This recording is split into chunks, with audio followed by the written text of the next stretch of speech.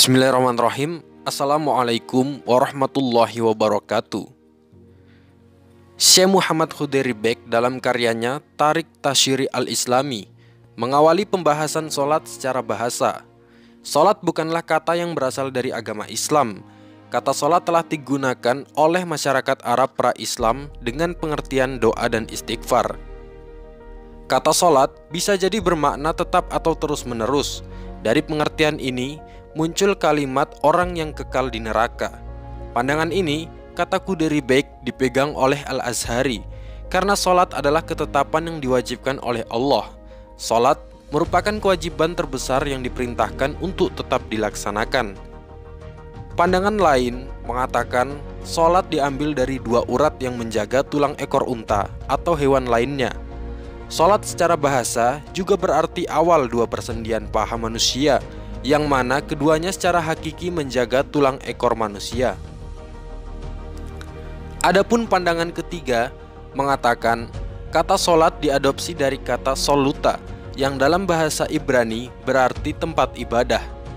Kata ini dipakai kemudian oleh Al-Quran dengan makna yang sama, yaitu pada surah Al-Hajj ayat 40.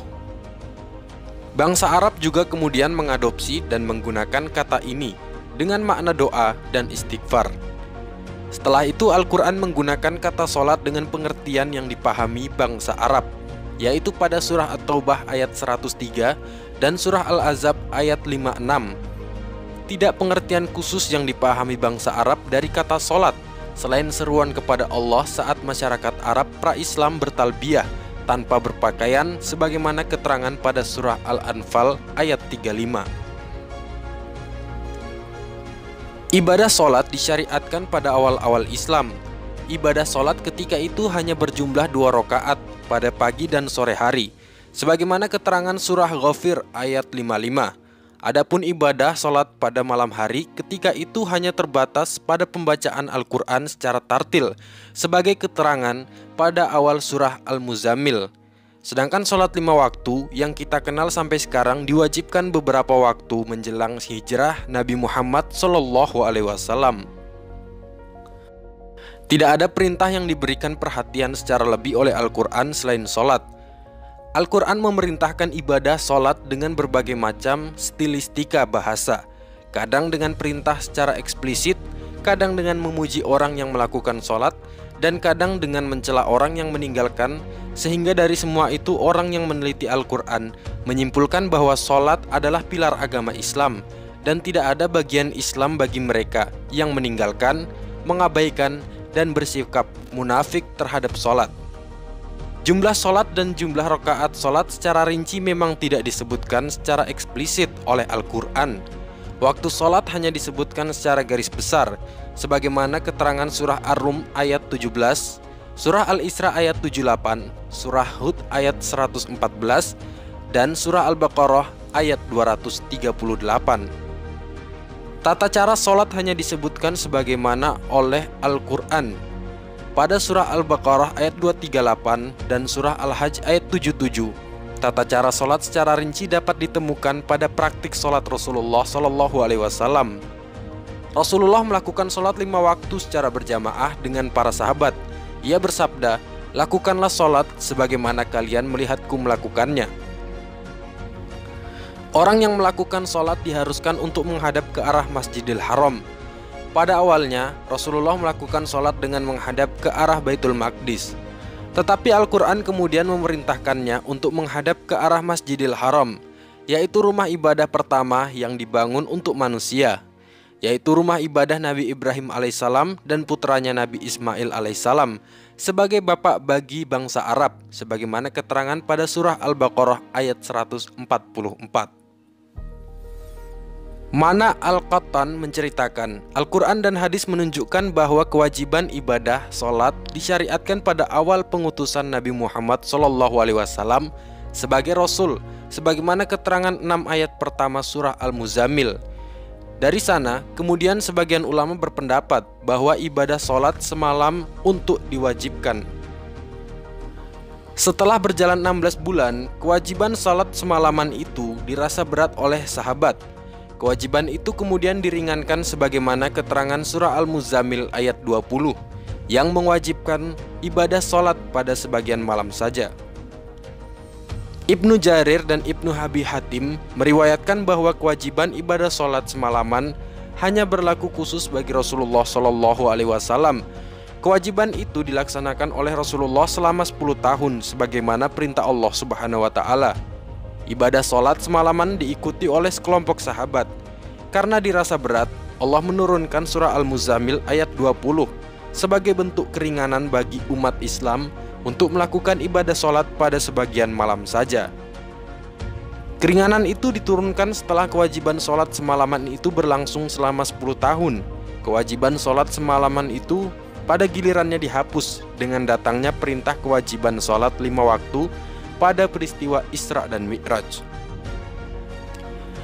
Al-Qattan juga mengutip sebuah riwayat yang mengatakan Rasulullah Shallallahu Alaihi Wasallam pada awal-awal pengutusannya sebagai Rasul melakukan ibadah sholat sebanyak 2 rakaat pada pagi dan sore hari. 2 rakaat pagi dan sore hari ini dapat dipahami juga dari surah Al-Mu'minun ayat 1 hingga 2 yang menyebutkan sholat orang yang khusyuk. Ulama, kata Al-Qattan, bersepakat bahwa sholat 5 waktu dalam sehari diwajibkan pada malam Isra dan Mi'raj sekira 1 tahun sebelum hijrah Nabi Muhammad SAW ke kota Madinah.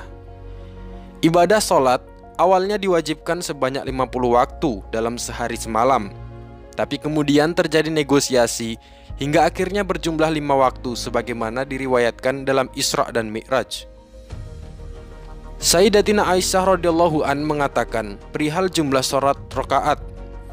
Sholat 5 waktu dilakukan sebanyak 2 rakaat setiap kalinya, tetapi kemudian jumlah rakaatnya ditambah saat bermukim dan tetap 2 rakaat saat berperjalanan. Adapun waktu sholat 5 waktu disebutkan oleh Al-Quran secara garis besar pada surah Ar-Rum ayat 17 hingga 18.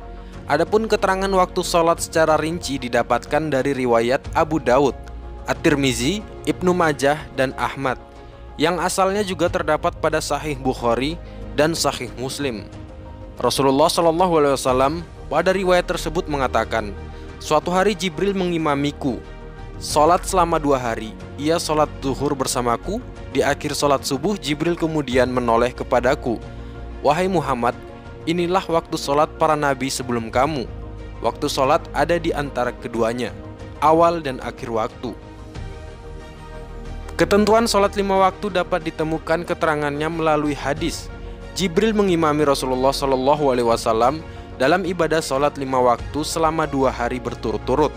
Keduanya melakukan sholat pada awal waktu, yakni zuhur, asar, maghrib, isya dan subuh, pada hari pertama dan pada hari waktu akhir. Wahai Muhammad, waktu sholat ada di antara keduanya, awal dan waktu akhir tersebut. Sya'ban Muhammad Ismail mengatakan Rasulullah SAW dan sahabatnya melakukan ibadah sholat sebelum ibadah sholat diwajibkan pada malam Isra dan Mi'raj 10 Hijriyah. Al-Quran telah menyebutkan ibadah sholat di awal-awal masa kerasulan seperti pada surat pertama, yaitu surah Al-Alaq ayat 9 dan 10 dan surah Al-Qiyamah ayat 31 hingga 32 yang diturunkan sebelum peristiwa Isra dan Mi'raj. Menurut Ismail, kata sholat sering disebutkan dalam Al-Quran sebelum peristiwa Isra dan Mi'raj. Kalau diteliti dari perjalanan hidup Nabi Muhammad SAW, banyak sekali riwayat yang menyebutkan aktivitas sholat Rasulullah dan para sahabatnya. Sedangkan waktu dan tata cara sholat sebelum peristiwa Isra dan Mi'raj Hijriyah tidak tercatat dalam sejarah. Bisa jadi melacak jejaknya menjadi upaya sia-sia yang mungkin kita bayangkan bahwa sholat adalah sarana bertawajuh kepada Allah. Kata sholat dalam pengertian bangsa Arab adalah doa. Yang jelas, kata Ismail, sholat umat Islam sebelum Isra dan Mi'raj dilakukan dengan cara-cara tertentu, dengan argumentasi bahwa orang-orang musyrik Mekah mengejek sholat Nabi Muhammad SAW dan sahabatnya. Sedangkan sholat yang dikenal sekarang ini diwajibkan oleh Allah tanpa perantara malaikat pada peristiwa Isra dan Mi'raj. Jibril kemudian menerangkan ketentuan waktu sholat tersebut dengan melakukan sholat bersama Nabi Muhammad dan sahabatnya yang menjadi ketentuan awal dan akhir waktu sholat hingga saat ini. Ismail juga mengutip jumlah rakaat sholat pada awal-awal Islam, yaitu sebanyak 2 rakaat setiap kalinya, selain maghrib yang berjumlah 3 rakaat sejak semula.